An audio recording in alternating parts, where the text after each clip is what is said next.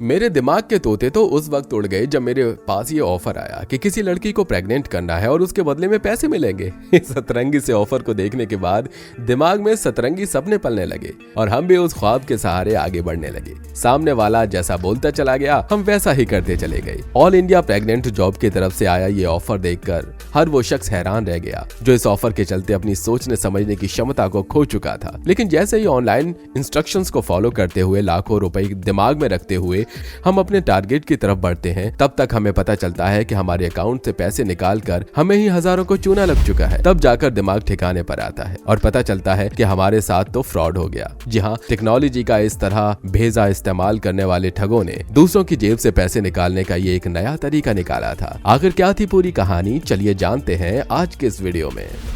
बिहार के नवादा का रहने वाला मुन्ना रोजी रोटी की तलाश में घर से निकला और राजस्थान पहुंच गया, जहां वो लगभग 5 साल रुका। वहां रहकर वो कुछ साइबर एक्सपर्ट्स के संपर्क में आया। उसने मॉडर्न टेक्नोलॉजी के कुछ ऐसे तरीके सीखे जिसे आमतौर पर हम अक्सर इस्तेमाल करते हैं। सोशल मीडिया के माध्यम से फेसबुक, व्हाट्सएप जैसे साइट्स को ऑपरेट करना उसने सीखा। लेकिन वो जिन लोगों के संपर्क में था, उनका काम दूसरों को चूना लगाना था। जी हाँ, वो साइबर ठगों के संपर्क में आ गया था।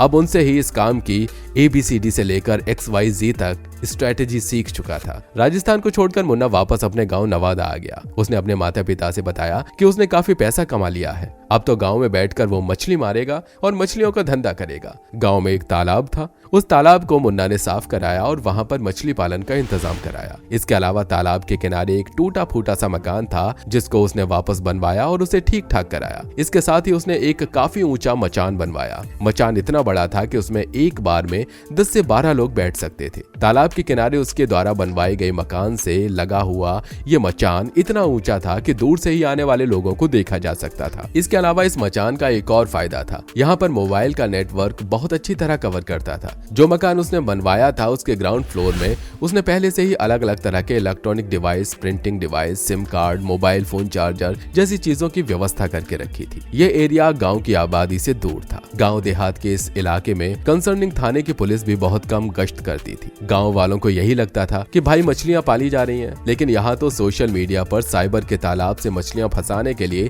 जाल बुना जा रहा था। जी हाँ, मुन्ना ने गांव के बीच से 25 लड़कों को अपने भरोसे में लिया और उनको मछली पालन के काम की जानकारी देने लगा। इसके साथ ही उन लोगों को मोबाइल के इस्तेमाल के तरीके भी सिखाने लगा। किस तरीके से फेसबुक, व्हाट्सएप, इंस्टाग्राम जैसी वेबसाइट पर काम किया जाता है, इसके बारे में उन्हें जानकारी देने लगा। देखते ही देखते ये तमाम लड़के उसके भरोसे में आ गए और अच्छी तरह ट्रेंड भी हो गए। अब मुन्ना उन लोगों का गुरु हो गया था, मगर ये लोग नहीं जानते थे कि मुन्ना उनका गुरु नहीं बल्कि गुरु घंटाल है। जब सभी लड़के उसके भरोसे में आ गए और वो अच्छी तरह से ट्रेंड हो गए तो उसने उन्हें अपने काम का असली तरीका और अपना असली मकसद बताया। साथ में ये बताया कि इस काम के जरिए बहुत सारा पैसा आने वाला है। जो पैसा आएगा उसका 30% आप सभी लोगों के हिस्से में आएगा। एक बड़ी रकम का 30% भी बहुत होता है। गांव के लड़कों के लिए यह रकम बहुत ज्यादा थी। वो सभी उसके साथ इस काम को करने के लिए राजी हो गए। इसके बाद उसने एक सोशल मीडिया साइट फेसबुक के लिए एक विज्ञापन तैयार किया, जिसमें उसने अपनी कंपनी का नाम रखा all India pregnant job. Army की वर्दी में बाकायदा एक तस्वीर लगी थी, उसके नीचे कॉन्टैक्ट नंबर लिखा था और इस कॉन्टैक्ट नंबर पर कॉन्टैक्ट करने के बाद जो इन्फॉर्मेशन दी जाती थी वो कुछ इस तरीके से की थी कि ये कंपनी लोगों की मदद करने के उद्देश्य से बनाई गई है। इससे बड़े बड़े लोग जुड़े हुए हैं। इसका मकसद उन महिलाओं की मदद करना है जिनको शादी के कई साल के बाद भी बच्चे नहीं हो रहे हैं। इसलिए ऐसी महिलाओं की मदद करने के लिए उन नौजवानों की जरूरत है जो सेल्फ कंसर्न से दूसरी शादीशुदा महिलाओं को प्रेग्नेंट करने की इच्छा और क्षमता रखते हैं। जो नौजवान इस काम को करना चाहते हैं उन्हें एक महिला को प्रेग्नेंट करने के बदले 10 से 13 लाख रुपए दिए जाएंगे। यदि वो किसी महिला को प्रेग्नेंट नहीं भी कर पाए तो भी कम से कम 5 लाख रुपए इन्हें अवश्य मिलेंगे।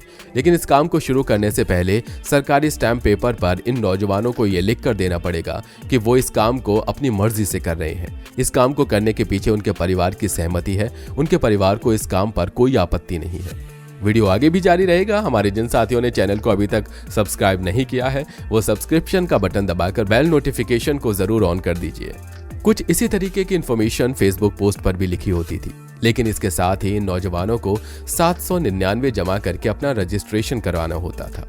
विज्ञापन के कई प्रकार थे जिनमें खूबसूरत महिलाओं की तस्वीरें थी जिन्हें देखकर अच्छे अच्छे लड़कों के तोते उड़ जाते थे। कुछ प्रेग्नेंट महिलाएं थी और कुछ ऐसे नौजवानों की भी तस्वीर थी जिनके बारे में एक कहा जाता था कि उन्होंने महिलाओं को प्रेग्नेंट किया और उनका 13 लाख रुपए मिले। इस विज्ञापन को देखने के बाद बहुत सारे लोग ऐसे सामने आए जिन्होंने 799 की रकम देकर अपने आप को रजिस्टर कर लिया। इसके बाद इन लोगों के पास कॉल आता है। ये कहा जाता है कि आपके ही शहर में, आपके आसपास ही किसी 3 स्टार होटल में उस महिला की मुलाकात आपसे कराई जाएगी जिसे प्रेग्नेंट होना है। आपको वहां पर आना पड़ेगा। होटल का सारा खर्चा कंपनी का रहेगा। इसके अलावा आपको मुंबई भी बुलाया जा सकता है, जिसके लिए आने जाने की ट्रेन या फ्लाइट की टिकट आपको दी जाएगी। रुकने का खर्चा दिया जाएगा और महिला को वहां बुलाकर आपकी मुलाकात कराई जाएगी। खूबसूरत महिलाओं की तस्वीरें देखकर ही रजिस्ट्रेशन कराने वाले नौजवानों की गोटियां उछलने लगती थी। इसके बाद उनसे कहा जाता था कि आपको आपका सीमेन टेस्ट कराना है, जिसके लिए 1500 से 2000 रुपए की रकम लगेगी और ये पैसे आपको जमा कराना है। नौजवान ये पैसा भी जमा कर देते थे। इसके बाद दूसरी तरफ से ये मैसेज आता है कि वादे के मुताबिक कंपनी की तरफ से संदीप सर आपके अकाउंट में 5 लाख रुपए डालेंगे, चाहे आप महिलाओं को प्रेग्नेंट करें या ना करें, इतना पैसा तो आपको मिलेगा ही। इसके बाद उन लोगों के पास ये मैसेज आता है कि आपके अकाउंट में 4,72,000 रुपए या इसके आसपास की कोई दूसरी रकम क्रेडिट हो चुकी है, लेकिन अकाउंट ब्लॉक है क्योंकि जो रकम आपको दी जा रही है उसका जीएसटी आप ही को देना है। इस हिसाब से जीएसटी के लगभग 20 से 22,000 रुपए आपको और जमा करने पड़ेंगे। आपको बता दें कि ये तमाम मैसेज फॉरवर्डेड रहते थे। ठगी के इस तीसरे स्टेज में भी नौजवानों के दिमाग की घंटी नहीं बजी, क्योंकि खूबसूरत लड़कियों की जवानी उनके दिमाग पर घंटा बजा रही थी। नौजवानों ने इधर उधर से कर्जा लेकर जीएसटी के पैसे भी जमा कर दिए और इसके बाद वो इंतजार कर रहे थे कि उनके अकाउंट में 5 लाख रुपए क्रेडिट हो जाए। नौजवानों को भरोसे में लेने के लिए व्हाट्सएप नंबर के जरिए उनसे संपर्क किया गया। इसकी डीपी में भी सर की तस्वीरें थी। उन्होंने अपने आप को एक इंडियन आर्मी मैन बताया था। पहले तो आर्मी की ड्रेसमैन की डीपी थी, उसके बाद खूबसूरत महिलाओं के साथ उनकी तस्वीरें थी, कुछ प्रेग्नेंट महिलाओं के साथ उनकी तस्वीरें थी।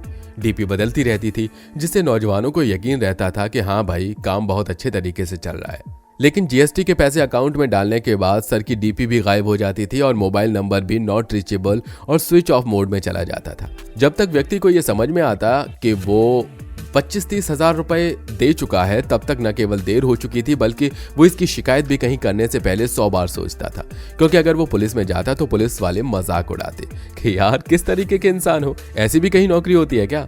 अगर उसके घर में पता लग जाए तो माँ बाप से लेकर बीवी बच्चे सब उसकी कुटाई कर देंगे कि तुम दूसरों की औरत को प्रेग्नेंट करने जा रहे थे।